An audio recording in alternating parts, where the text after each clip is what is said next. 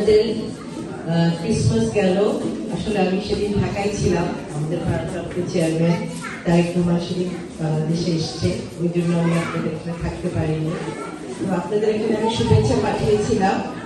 আমার ছেলে এসেছিল, এখানে চার্চগুলোতে আমি খ্রিস্টান ধর্মাবলম্বী সকল ভাই বোনদের শুভেচ্ছা পাঠিয়েছিলাম।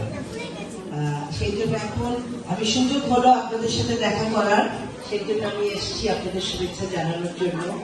আর এতটুকু আমি আপনাদেরকে বলবো যে আমরা যে দল করি, জাতীয়তাবাদী দল বিএনপি, সেটি এমন একটি দল, আমরা একটি মধ্যমতার রাজনীতিকে বিশ্বাস করি, আমরা জাতীয়তাবাদী রাজনীতিকে বিশ্বাস করি। এই জাতীয়তাবাদের সৌন্দর্যই হলো একই ভূখণ্ডে বিভিন্ন ধর্মাবলম্বী এবং বিভিন্ন জাতির মানুষ সহমর্মিতার সাথে বাস করবে। আপনারা যেমন আছে খ্রিস্টান ধর্মাবলম্বী ভাই এবং বোনেরা, এই ফরিদপুরে আমাদের হিন্দু সম্প্রদায়ের অনেক মানুষ আছে, একটা বড় জনসংখ্যা আছে ফরিদপুরে, এবং আমরা সকলে মিলেমিশে একসাথে ফরিদপুরে বাস করেছি আজকের থেকে না, শত বছর ধরে। এবং আমার পরিবার এখানে রাজনীতি করেছে, আমার দাদা, আমার আব্বা, সকলকে নিয়ে আমরা রাজনীতিটা করেছি, এবং আপনাদের কোনোদিন কোনো অসুবিধা হয়নি সেটা আমি জানি। কিন্তু আপনাদের সামনে একটি আমাদের পরীক্ষার মতো আছে, আমাদের নির্বাচন আছে।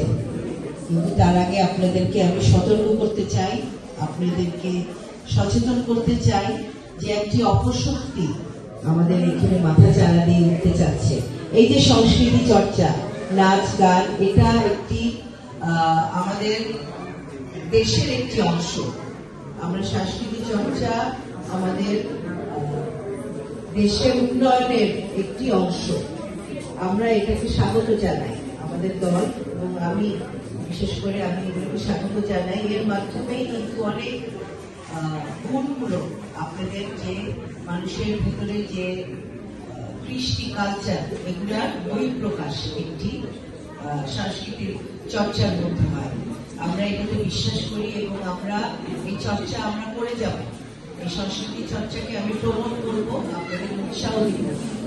যেটা বলতে চাচ্ছিলাম যে একটি অপশক্তি এই সংস্কৃতি চর্চার মধ্যে অনেক রকম গোড়ামির, ধর্মের নামে অনেক রকম গোড়ামি আমাদের মধ্যে ঢুকিয়ে দিচ্ছে। এই সংস্কৃতি চর্চায় আমি জানি, যেমন সেদিন একজনের ওখানে গেলাম, একজনের বাড়িতে একটা ছোট্ট মেয়ে বললো যে আমি